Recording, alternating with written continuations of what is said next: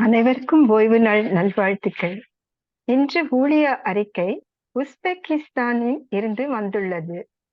தலைப்பு ஊழிய வாஞ்சை. ஆட்யோ 5 வயது சிறுவனாக இருந்தபோது தன் தந்தை பாட்டியோடு சில நேரங்களில் செவன்த் டே அட்வென்டிஸ்ட் சபைக்கு சென்றிருக்கிறான். பிறகு அப்பாவும் அம்மாவும் விவாகரத்து செய்தார்கள்.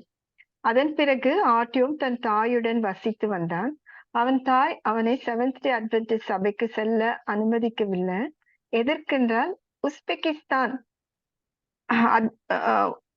மற்றும் முந்தைய சோவியத் யூனியனை சேர்ந்த பெரும்பாலானவர்கள் போல் அவரும் செவன்த் டே அட்வென்டிஸ்ட் சபையை கிறிஸ்தவ சபையிலிருந்து பிரித்து மத விரோத சபையைப் போலவே பார்த்தார்.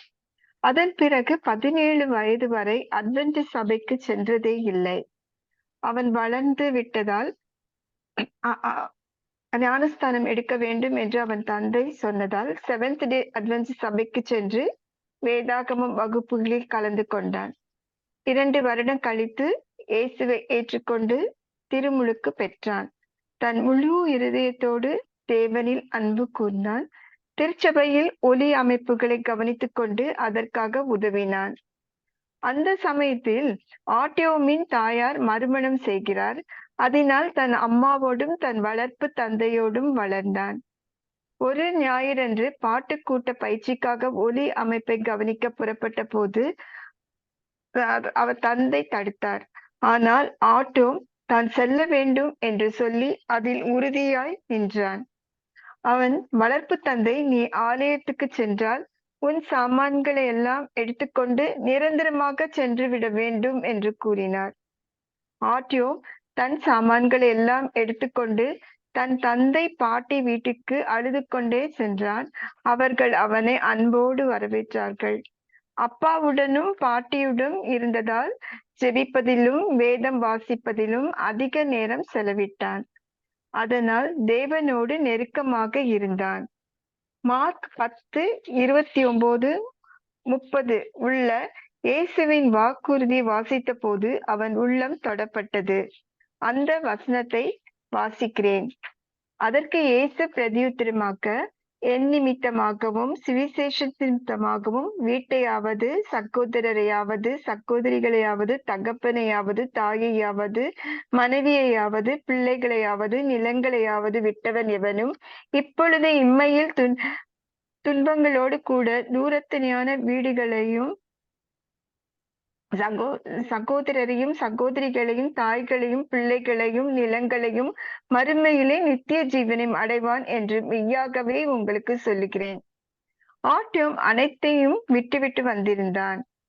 இந்த வாக்குறுதி அவனிடம் திடன்கொள், உனக்கு வீடும் நித்திய ஜீவனும் கிடைக்கும் என்று சொல்வது போல் இருந்தது. ஒரு ஓய்வு நாளில் அவன் தந்தை தன் தச்சு வேலையில் தனக்கு உதவி செய்ய சொன்னார். ஆட்யோம் உதவ மறுத்தான். வேறொரு நாள் உதவி செய்கிறேன் என்று கூறினான். தந்தை கோபத்தோடு அவனை வீட்டை விட்டு துரத்தி விடுகிறார். ஆட்யோமுக்கு எங்கு செல்வது என்றே தெரியவில்லை. அட்வென்டிஸ்ட் சபையிலே தங்க அனுமதி பெற்றான். அவன் தாயும் வளர்ப்பு தந்தையும் தங்களுடன் வரும்படி கூறினார்கள். தன் விருப்பப்படி ஆலயம் செல்லலாம் என்றும் கூறினார்கள். ஆட்யோ வீட்டிற்கு சென்றான். ஆனால் வீட்டில் பதற்றம் இருந்து கொண்டே இருந்தது. அவன் அப்பா சில மாதங்கள் கழித்து இறந்து போனார். தன் பாட்டியுடன் தங்கியிருக்கும்படி சென்றான். தன் அட்வென்டிஸ்ட் நண்பருடன் வேதாகம காரியங்களை போதிப்பதற்கான வழியை தேவன்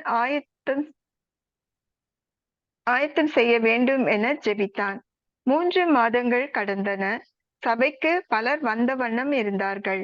அவர்களுக்கு போதகர் வேதாகம விஷயங்களை விளக்கி சொல்லி வந்தான். ஆட்யோம் பிறகு ஒரு சிறு குழு ஒன்றை ஆரம்பித்து வேத பாடங்களை நடத்தினான். அந்த ஆராய்ச்சி வகுப்புகளின் விளைவாக நற்செய்தி பணியாளனாக மாற வேண்டும் என்றும் பின்னர் உலகளாவிய ஊழியராக மாற வேண்டும் என்றும் தீர்மானித்தான். அதற்கு என்ன செய்ய வேண்டும் என்று போதகரிடம் கேட்க சென்றான். அவன் கேட்பதற்கு வாயை திறப்பதற்கு முன்னமே போதகர் அவனை உலகளாவிய ஊழியத்திற்கு அழைக்க தீர்மானித்திருக்கிறோம் என்று சொன்னார். ஆர்டியோமுக்கு மிகுந்த ஆச்சரியமாக இருந்தது.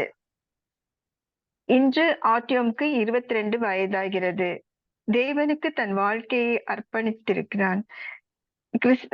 மக்களை கிறிஸ்துவிடம் வழி நடத்துவதே தன்னுடைய வாழ்க்கையின் குறிக்கோளாக இருக்கிறது என்று கூறுகிறான். அவருக்காக ஜெபித்துக் கொள்ள கேட்டுக்கொள்ளப்பட்டிருக்கிறார். நாமும் அவருக்காக ஜெபித்துக் கொள்வோம். ஜூன் 29 13வது வார காணிக்கை முதலாக ஒரு அட்வென்டிஸ்ட் எலிமெண்டரி ஸ்கூல் உஸ்பெஸ்கானில் ஆரம்பிக்க உதவ போகிறது. ஆமென். இந்த வாய்ப்பினை தந்த தேவனுக்கும் சபைக்கும் ஸ்தோத்திரம்.